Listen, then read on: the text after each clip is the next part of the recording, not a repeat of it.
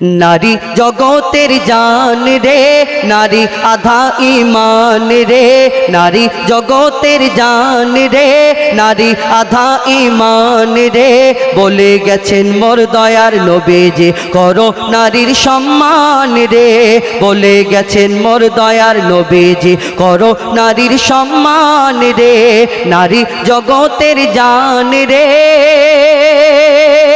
এই দুনিয়াতে আমার নবী আসার আগে মহিলাদের প্রতি বড় অত্যাচার জোর জুলুম হতো, মহিলাদেরকে দাস করে রাখতো। আমরা ওই দেখে শুনেছি কিতাবের মধ্যে পড়া যেটা আমরা শুনেছি এই দুনিয়াতে ওই মহিলাদের প্রতি অত্যাচার জোর জুলুম করতো।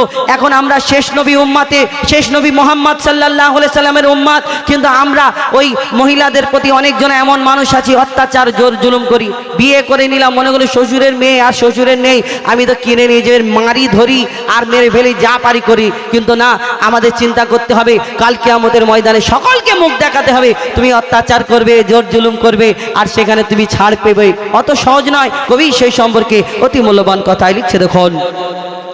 नारी जगतेर जान रे नारी आधा ईमान रे बोले गेছেন मोर दयार नबीजी करो नारीर सम्मान रे बोले गेছেন मोर दयार नबीजी करो नारीर सम्मान रे नारी जगतेर जान रे। नारी के केउ कखनो निजेर गोलाम भेबो ना, नारी छाड़ा এই দুনিয়ায় কেউ আসতে পারে না। ওগো নারী ছাড়া এই দুনিয়ায় কেউ আসতে পারে না। নারী যদি হয় মূর্খ পিছিয়ে যাবে সমাজ, পুরুষের উন্নতিতে থাকে গো নারীদের হাত, পুরুষের উন্নতিতে থাকে গো নারীদের হাত। বলে রব্বানা সুখ পাবে না, বলে রব্বানা সুখ পাবে না করলে নারীর অপমান রে।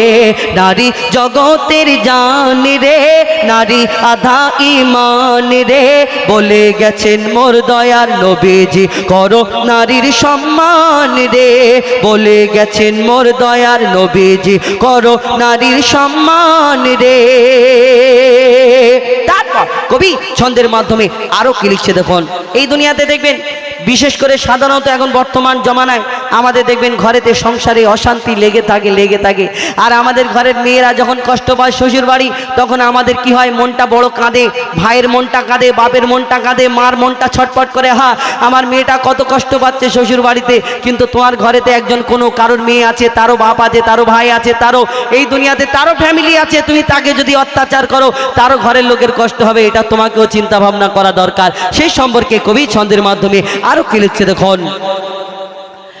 নারী এই যে মা বোন আমার ঘরের মেয়ে যদি শ্বশুর বাড়ি কষ্ট পায়, মা বাপের মনটা কাঁদে আর বুকটা ফেটে যায়, মা বাপের মনটা কাঁদে আর বুকটা ফেটে যায়। আর পরের মেয়েকে আমরা যদি দিই জ্বালা যন্ত্রণা, পরের মেয়েকে আমরা দিই জ্বালা যন্ত্রণা, নিজের অন্যায় চেপে রেখে বলি বৌমা ভালো না, নিজের অন্যায় চেপে রেখে বলি বৌমা ভালো না।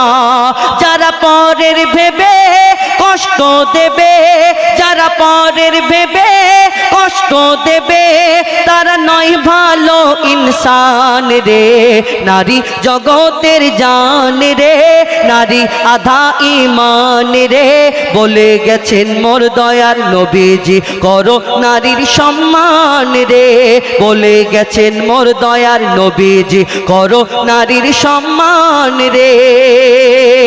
শেষ কথা, নারী নারী নারী আমরা মনে করি আহা আমাদের কত সম্মান কত ইজ্জত আল্লাহ রাসূল সাল্লাল্লাহু আলাইহি সাল্লাম দিয়ে গেছেন, কিন্তু আল্লাহ পাক রব্বুল আলামিন ছেলেদের জন্য একটা অফার দিয়েছে, যদি আল্লাহর পরে কাউকে সিজদা করতে দিত আল্লাহ ওই মায়ের পায়ের তলায় একটা সন্তানকে, একটা ছেলেকে সিজদা করতে পারতো। কিন্তু এই ছেলেরা সারা জীবন খেদমত করার সুযোগ পায়, মায়ের পায়ের তলায় জান্নাত, মাকে খেদমত করলে জান্নাতে চলে যাবে। কিন্তু আমার না মা বোনেরা, এটাও শুনে রাখুন, আপনি তো সারা বছর সারা জীবন তো ওই মায়ের খেদমত করতে পারবেন না, বাপের খেদমত করতে পারবেন না। খুব জোর হার্ডলি 16 বছর, 17 বছর, 18 বছর, 20 বছর আপনি বাড়িতে থাকবেন, ততক্ষণ কাজ শিখতে, লেখাপড়া শিখতে, মাদ্রাসায় পড়তে আপনার দিন চলে যাবে, মা বাপকে সেবা করার সময় পাবে না। তাহলে আপনার জান্নাত তাহলে কি হবে না? না, আল্লাহ পাক আবার আপনার জন্য অফার দিয়েছে আপনার স্বামী। আবার দ্বিতীয় অপশন আপনার স্বামী। আপনি যেমন একটা ছেলে, আমি যদি আমার বাপ মার খেদমত করি, আল্লাহ আমাকে জান্নাতে দেবে, বাপ মাকে কষ্ট দিলে আমাকে জাহান্নামায় দেবে। কিন্তু সেই রূপ আমাদের চিন্তা করা দরকার। আপনি আপনার ওই মা বাপ তো সেবা পেলেন না, মা বাপের জায়গায় আপনার স্বামীকে যদি না সেবা করে তাহলে কি হবে?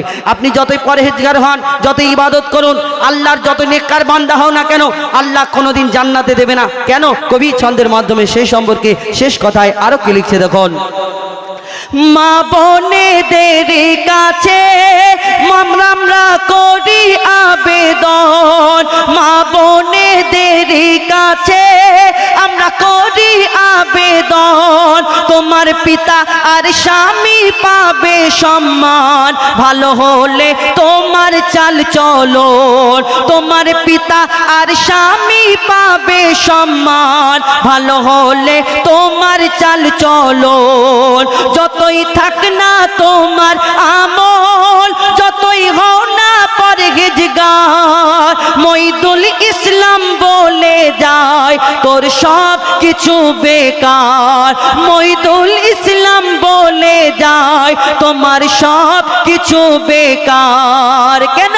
স্বামীর মনে কষ্ট দিলে, স্বামীর মনে কষ্ট দিলে যাবি সোজা জাহান্নাম রে, নারী জগতের জান রে, নারী আধা ঈমান রে, বলে গেছেন মোর দয়ার নবীজি করো নারীর সম্মান রে, বলে গেছেন মোর দয়ার নবীজি করো নারীর সম্মান রে, বলে গেছেন মোর দয়ার নবীজি করো নারীর সম্মান রে।